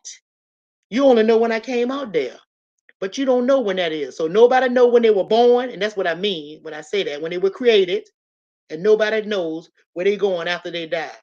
Only thing you're gonna know is when you're born, you coming out that vagina one way or the other, or you coming out as a C-section, or when you die, only thing you know is you going in that ground, or either you gonna get cremated, whichever way you decide. Just think about it. I'm just saying, live each day like it's your last. Be that virtuous woman. Be that man that respects that virtuous woman and lift her up. Be that man and to be that man that take care of that virtuous woman. Let her play her role and support you as the man. And women, they talk about this bullshit about women being submissive to the man. Oh, you sound crazy. You submit to your man. Of course you submit to your man. Why not? He submits to you too. Of course you submit to your man. Why not submit to your man? What you gonna do? Stand toe to toe with him and y'all will be having all this conflict? No, it's time to submit. It's times and place for everything. If your man is in an uproar or something that's angered him from outside in them streets and stuff like that, when he in work and all that or whatever going on with him, and the man come home and stuff like that, and you can see that he had a bad day, back off. That's submitting. That's submitting. That's a form of submission. Why would you uh badger him about bills and all kinds of other bullshit when you see he just came in and he's already in a mood or something? See, you have to be wise. Wait, let him calm himself and get himself together and stuff like that. Bring him a drink or something if he like to drink, or bring him his favorite slippers, or turn on his favorite program if he watch TV. Go out with your girlfriends for a few minutes for a cocktail or something. Just let the man calm down. And when he ready to talk, he talk. And if he don't want to talk, okay, that's fine. Eventually he will. Wait on it. See, sometimes we don't have enough respect for each other to back off. Just back off. Everybody don't like all of that bum rush and shit. It's okay to submit to your man. It's okay. That's what we supposed to do. And it's okay for him to submit to you. And these men, y'all stop listening to them other men out there hollering about you henpecked, okay? It's okay to be henpecked. Yeah. What's wrong with being henpecked? Most of the men telling you to don't be henpecked by a woman, most of the time, 9 times out of 10, they don't have no woman, or they the biggest henpecked niggas you want to know. You just don't know. They trying to keep that macho shit in front of you. But when that woman whip it on him, that whop on him, he the most henpecked motherfucker you won't know. Dig it? Right? So don't be listening to that bullshit. Everybody relationship is different. Handle your relationship accordingly. But most of all, respect one another. Give each other the space and the time that you need in between. And nobody's supposed to be clean, worrying about. Look, you're an individual. Just because you married don't mean you're not an individual. I have a husband. I've been married for 42 years. Okay, 42 years. And I'm telling you, I don't want to see my husband in my space every day. No, I don't want we're not underneath each other like that all the time. We be in the same household, but I have my section in the house that I call my, I have a man cave. Well, I have a woman cave. We respect each other's space. And then sometimes I want to curl up here on this sofa right here. the fireplace over there. I want to put on my nice little footies and my pajamas and come on in his space and lay on the sofa while he in his reclining chair. And maybe I want to lay down while he watch a movie because I ain't interested in it. I just want to be around him in his presence. I mean, but you see what I'm saying? We got to learn how to respect each other and respect each other's space. Okay, that's how you have a good relationship. And when somebody don't want to talk, don't badge them. Don't just let them be. They be all right. They be all right. Eventually, they gonna tell you what's going on with them. See. But ain't nothing about that hen peck, and ain't nothing about that being submissive. No, that's having common sense and respecting relationship. That's what that's called. Everybody want to put a name on some shit. Uh huh. You understand? Yes. Okay. Yeah. And you know, some Agent Smith, I'm always saying that. That's one of the habits I have. I'm either saying you dig it, or you dig, or you understand, or I might call people baby. It's just like one of my some of the things that I say when I'm talking. Yeah, be his peace, make his play, then give him. That's right. That's right, Valentina. Right. Ain't no wrong with that. Ain't nothing in the world wrong with that. Nothing in the world wrong with that. Yeah. That's your bouquet. Can't nobody tell you how to take and treat your man, and can't no man tell no another men can't tell each other how to treat that wife because everybody's individuals. But when you be with your mate, you know them better than anybody. And here's again, going back to that spinal fluid, that intercourse, the sperm coming from the spinal fluid. When you have an intercourse with a man and you having relationships with a man and y'all living in the same household, y'all been with each other for a little while, you take on his characteristics. That's why you know what he thinking. You know how he feeling without him even saying it. See? And vice versa, man. You know how she's feeling without her even saying it. See? It's because that's that connection right there. You see what I'm saying? Pay attention to your mate.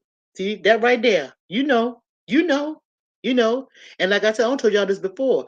I'm way here. My husband be go 40 miles away. And and if I'm thinking about something, he'll bring it on to the house. I don't even have to call him or nothing. I might be thinking I might want something. And this pretend like I want a pizza or something. If I'm thinking it, he might just come on in the door with a pizza. Even all this food, he still might come in with a pizza. See, that's the kind of connection you gonna have with a mate. And it's all because y'all are together, connected together. Through that spinal fluid, through that pineal gland, y'all are connected. And so don't let nobody else get in between y'all relationships, talking all that bullshit about him and women being submissive. Do what you have to do in your relationship peaceably. And like you said, Valentina, be each other's peace. Yeah. Long as ain't no fighting and all that now. No, don't let nobody touch you now. Don't let nobody hit you or none of that. Either way, man hit woman or woman hit man. That's all of that's no. And all that shit need to be nipped in the bud early. And if you got that going on in a relationship, don't have no ties to it. Break them ties off quick and early. Why? Because once a hitter, always a hitter, whether it be the male or the female.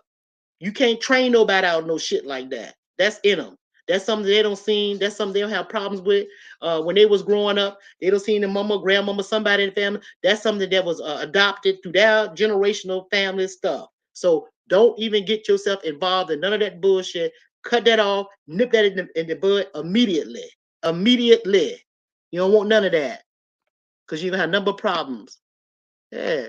Let me see what y'all saying. Y'all is talking up in here. Y'all, I'm loving that, Joe. Mm-hmm. Yes, right, Takara. Not even a lick. Because you don't hit nothing or hurt nothing that you love. You don't. Nothing that you love or care about, you're going to try to hurt or damage. You won't do it. See? You won't do it. You see? If somebody can hit you and tell you they love it, and my grandfather told me, he said, don't ever, I was a young woman, don't ever let a man tell you he love you to death. Don't ever do it. If a man tell you he love you to death, run. That's what he said. That's what he told me. That's what I see. That's how I grew up on stuff like that. Real men talk about real shit, and real women talking about real issues. And the same for the men. Men, don't let no woman tell you that. Don't let no woman tell you that she love you to death either, because they just as treacherous as you guys are.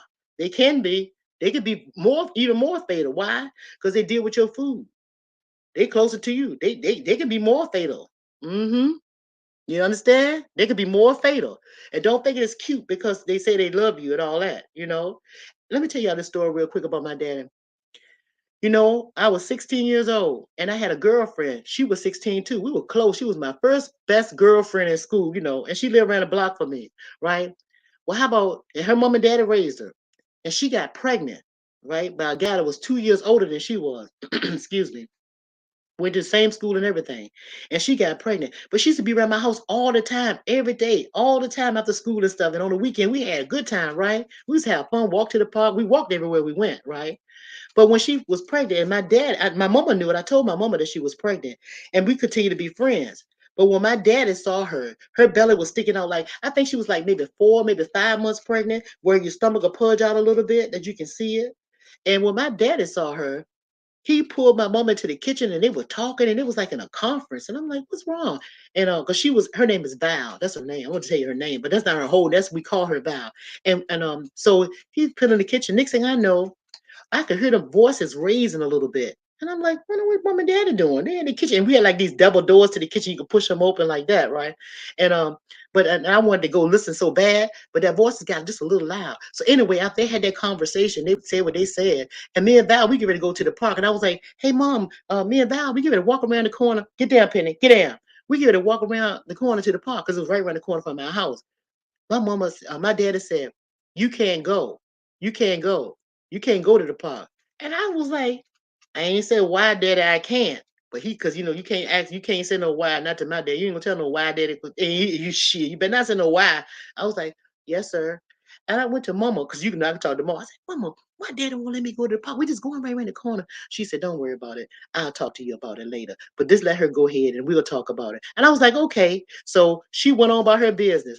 And then my daddy, he was doing whatever he was doing. And my mom pulled me to the side. She said, don't worry about it. I'm gonna work on him.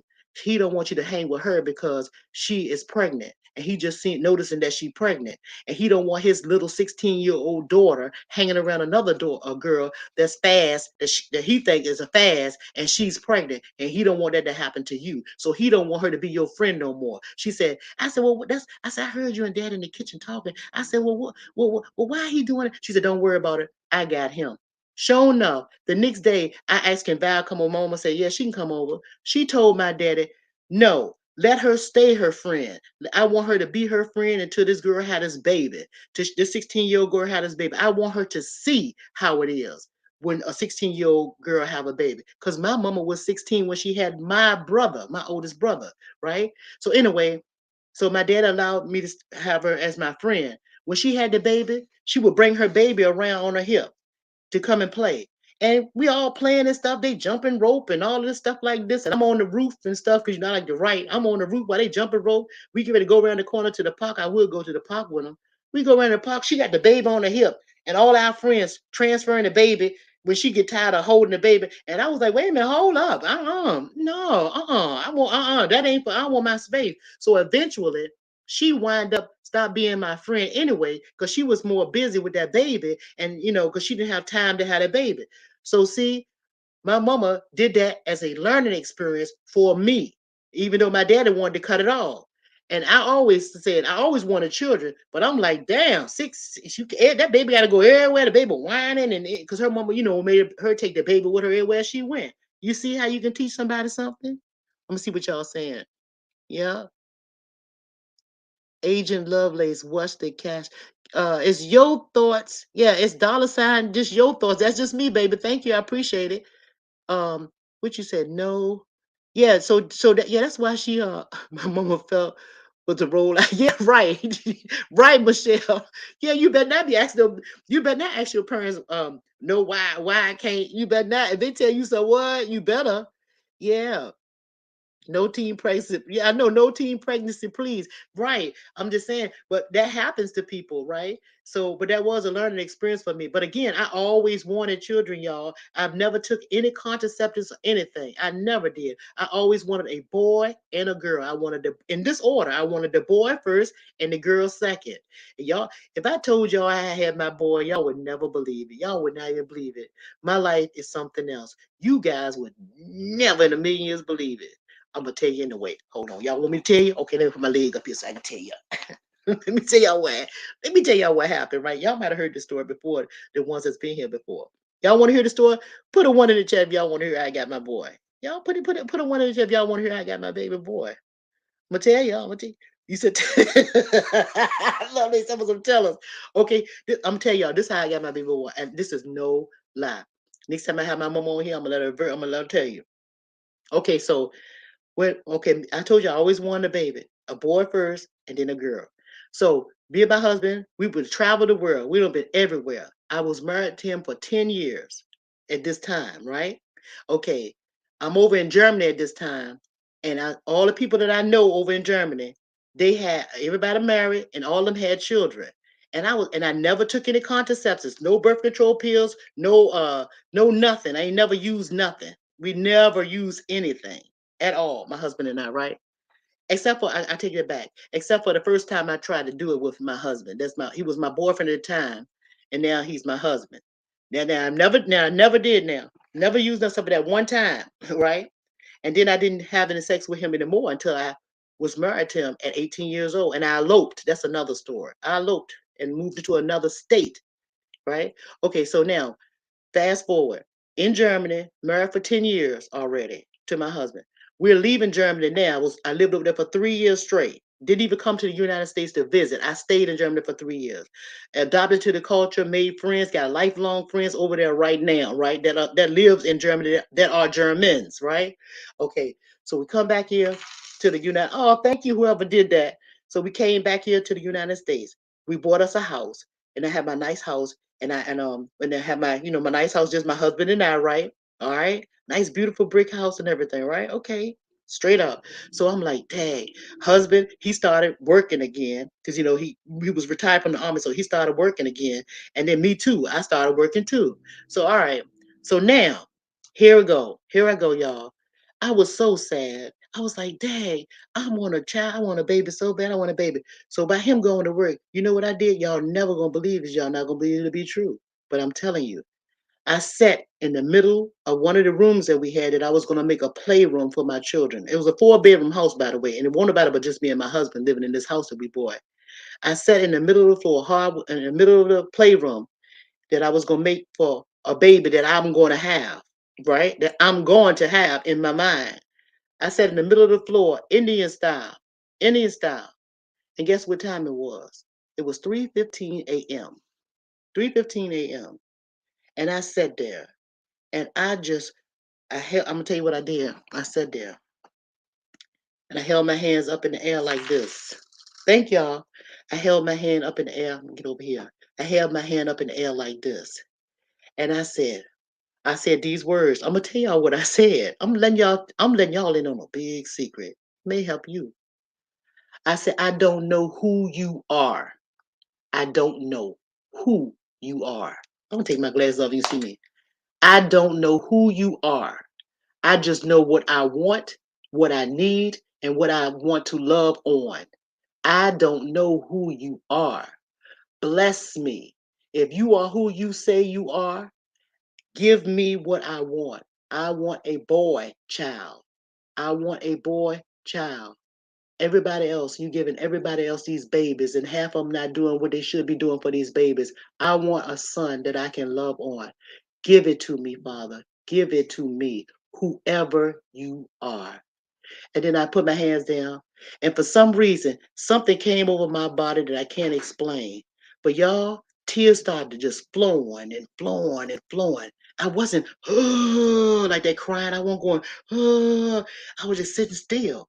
And my tears were just coming so heavily. And I had this it's not a chill, but it's like you know how you get like the chill bumps on your body? It was almost like a constant feeling of this. It was like a tingling in my whole body. And I just started getting it, and my tears were just flowing and flowing. And it got so strong that I was like, I couldn't almost breathe. It was almost like because it was flowing so much. And then I felt this peace. I just felt this calm. Just as fast as I felt that chill, I felt that calm. And something in my spirit say, what you gonna do about it? Just like that. No soon as the morning, the light came up more in the morning. And I ain't tell nobody about this, right? I ain't not till after. Soon as the light came outside, the sun came up. Again, I'm by myself. Husband already gone. I called my OBGYN.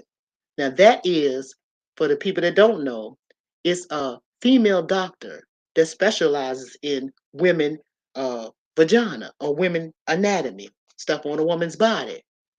I called her and I made an appointment and I said, my husband and I didn't even tell my husband, we'll come into your office because I want him in that time the artificial insemination. And what this is this is when the man and the woman goes into an office, to a doctor's office or something, right? And what they do is the man is in one room. They put him in one room, and they have magazines, and he's supposed to ejaculate, jerk off. So it's people that I'm just saying it this way so you understand, because some people don't understand all that. And he's supposed to put sperm. Put your hand. He's supposed to put sperm in a cup, right? The doctor would take that sperm, and they would take it, and they will take the sperm and put it in a tube, like a long tube, and they will take that and they will put it inside the woman's vagina. They'll plant it inside of her, just like he having sex, except for the tube would do, that would do it, right? Okay, so he's in the room. They just put him in the room right now. He ain't started nothing yet. They took me and she put me in another room with the little gown with your little back out, all your ass out, your back out. They took some blood from me. They drew some of my blood, and they made me pee in a cup. Made me pee in a little cup for your urine. Here I am, and it's cold as shit in there now. It's so cold. And guess what, y'all? It was so freezing. I was like, damn. I was in there for like, I want to say about 4, maybe 5 minutes, if that long. The nurse come back in their office and tell me, put your clothes back on, and I need you to follow me. The doctor want to see you, right?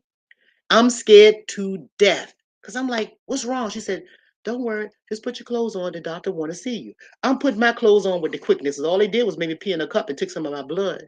When I go into the nurse followed me, took me down to the hallway. We go, my husband was already sitting in the doctor's office. The doctor is behind her desk. My husband's in front of her desk, and there's a chair beside my husband. When I walk into that office with the door wide open, I walk into the office, I'm looking at my husband like, and he looking at me like he don't know what's going on. So I'm like, all right, doc, what's happening? What's wrong? What's wrong? She said, sit down, Mrs. You don't gotta know that, but just sit down, sit down, sit down, sit down. It's okay, just sit down. I just want to talk to you. So my husband, he holding my hand and I'm holding his because I'm scared to death and my palms are just sweating. I'm thinking something is wrong.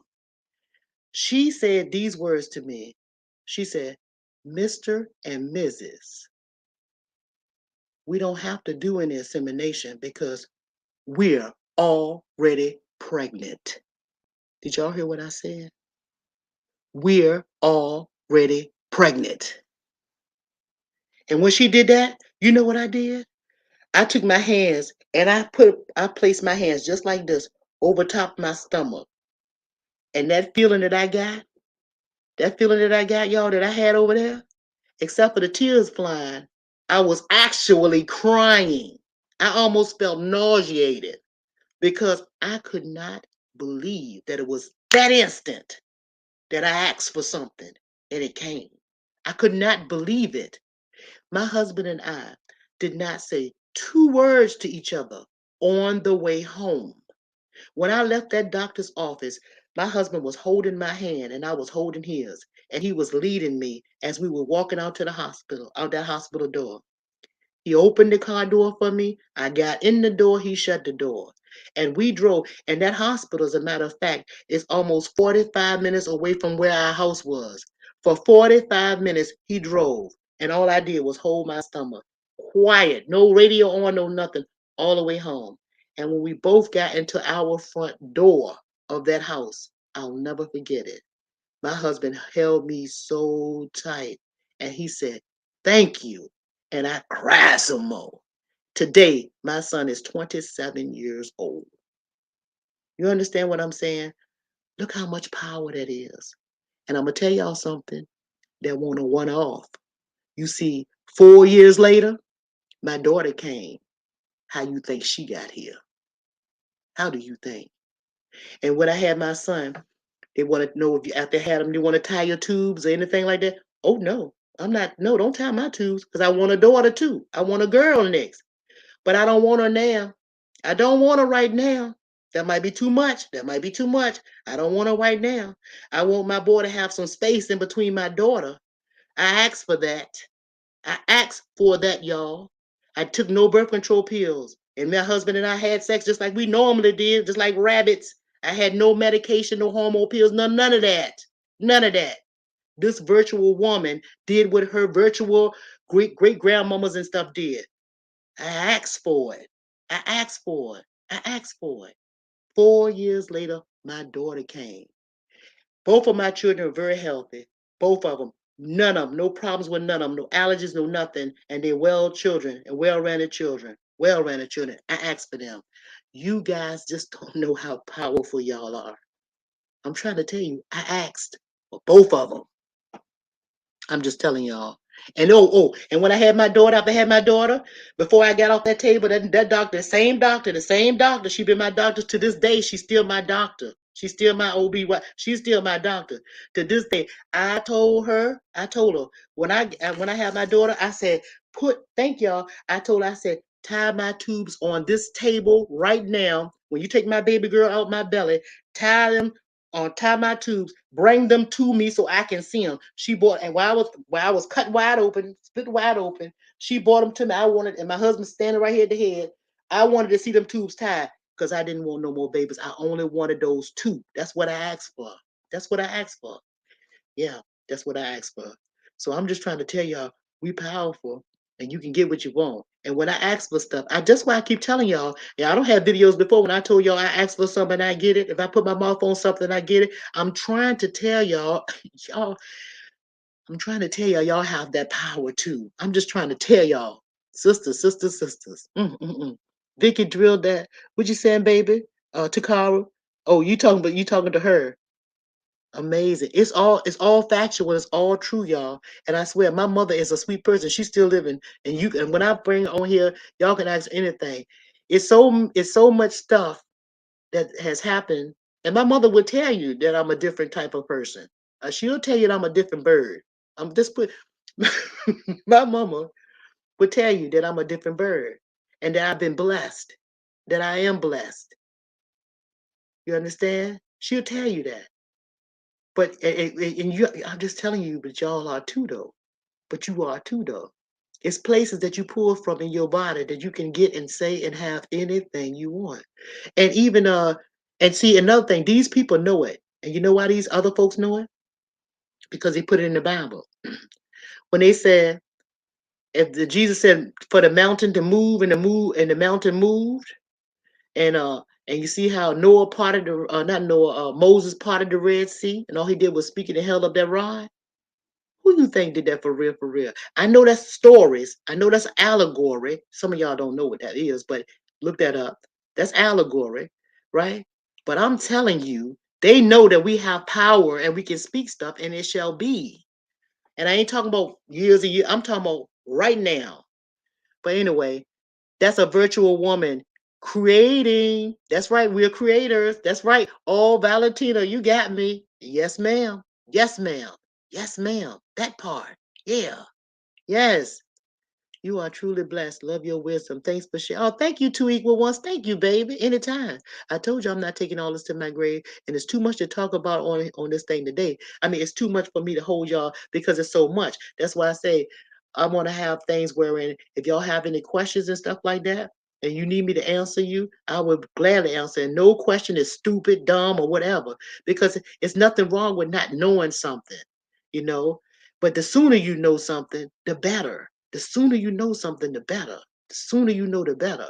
And then we can fix it, whatever it is, whatever that it is. You know what I'm saying? Because when you let things go too long, that's when problems happen. That's when things could get out of control. So it's better to, just like a fire.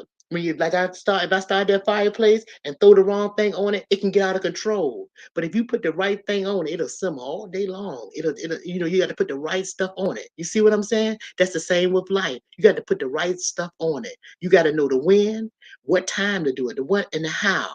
You got to know the when and the how to do it. And once you know the when and the how to do it, and just like the seasons, when you know the when and the how, and just like the moon and the sun come out, they don't come out all the time. I mean, but you know that the sun and the moon shine at the same time, but one don't overpower the other. See that balance? I'm trying to tell y'all guys, y'all, it's just a pleasure to be able to talk to you guys, and I just want y'all to know how powerful you guys are, and I'm gonna pull it out you. I'm going to pull that power out you. I'm gonna make you tap into your powers. I'm gonna make you tap into your powers. But I'm gonna tell you one thing: once you tap into it, you're gonna see life in a total different way.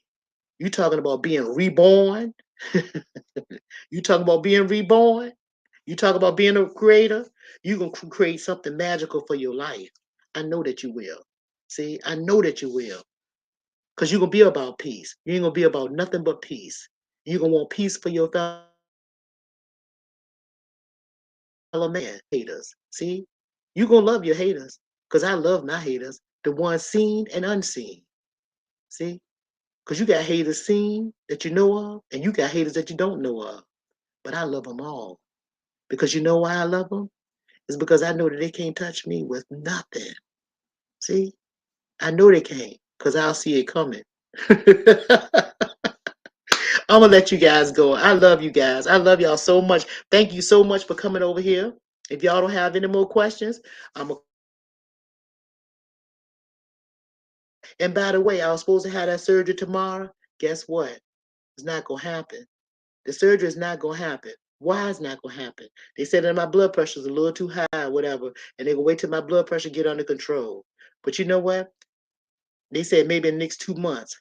But I'm hoping and I'm meditating on the fact that surgery would may not be even necessary for them to remove my gallbladder. Yeah, we're gonna see what the spirits have to say about all that. Sometimes things have to be. Some things are so. And like I said, if you don't catch things in time, then sometimes you have to do what you have to do. But I'm still gonna see what the spirit has to say because your thoughts feel fine. I feel just fine, and I'm gonna be here a long time with you guys. Okay. Peace, family. I'm gonna go now, okay? Thanks again for all of you that shared and all of you that cashed out me. I really appreciate it. That's really sweet of you guys. But y'all don't owe me nothing. I appreciate it, but you don't owe me nothing. Thank you so much. Thank you. I appreciate y'all as much as you appreciate me. All right? All right, guys, I'm gonna get ready to go. Who else is coming up to join the conversation? Look at you. What is you talking about, Lovelace? You way up here. Even if you're having questions, put it in the chat. Okay, well, put them in the chat then, y'all. Okay, Lovelace said put them in it. You okay? You're welcome, Regina. Everybody, y'all see, I'm getting ready to go now. Thank you guys so much, and thank you too, Regina. Hey, Regina and Mom Boss and Lovelace. Listen, I really enjoyed you girls. I mean, you ladies. I really enjoyed you guys on Kwame's panel yesterday. I had a good time. That was good conversation. And Regina, we're really gonna have to, Regina and all of you ladies, we're really gonna, especially Regina, we're really gonna have to talk to these ladies, these young ladies, about how words, how they put stuff in the atmosphere. Because we was talking about that on. A lot of people don't know what we talking about how you can put spells on your own self and how you can mess your own self up with the words that we use and how we internalize different things. So Regina, if you want, would you say I watched the replay? It was really good. Yeah, it was a good conversation amongst grown women, and that's what I like. So maybe we can all do that again one time, another time. Whenever you get, y'all just let me know, or you just let me know when y'all want to do it. And if I have to come on your panel, Regina, we have a grown woman conversation to talk to these young ladies about what's happening and how to be that virtuous woman and how to live a good life and how to be that queen that she's supposed to be and that virtuous woman and that powerful woman with all that stuff behind her, and that juju with her. Uh, Maybe we can have a conversation like that. I would love to have it. You too, Love Lacey. Yeah, that would be nice. And you ladies still can come on over to wherever we be at, and we can ask questions and stuff, even about relationships. Because too many of you young ladies are skipping out on relationships or the love of your life. Too many of you are calling it, throwing in the towel too early. Too many of y'all are walking away from your household. Don't do that. Don't do that. Stick and stay. It'll pay off in the end. Stick and stay. Because communication is the key in any relationship. Talk it out. It's just knowing when to open your mouth, knowing when to hold them, and knowing when to fold them. And that's not being, like I told you guys before, that's not being submissive. It's just having common sense and respect for your mate. But we're going to talk about some more things, some more hot topics when it comes to family and Black love, because Black love is powerful, and it's even more powerful when you start loving yourself first. Okay? All right, y'all. So now That's right. No pain, no gain. That's right. Because the most beautiful thing is a newborn baby, especially if it's yours. I ain't talking about nobody else's baby because we'll say, "Oh Lord, bless their heart." But the most beautiful thing is a brand new baby, right? And that was so painful to have. But the birth afterwards is so beautiful. See? But virtuous woman, well, my great great grandmama told me, now, we got to take our time to be virtual women to raise up these children because when they little, they step on your toes. When they get grown, they may step on your heart. That's if you don't raise them like you're supposed to. Then I'm definitely going to leave y'all with that. Okay?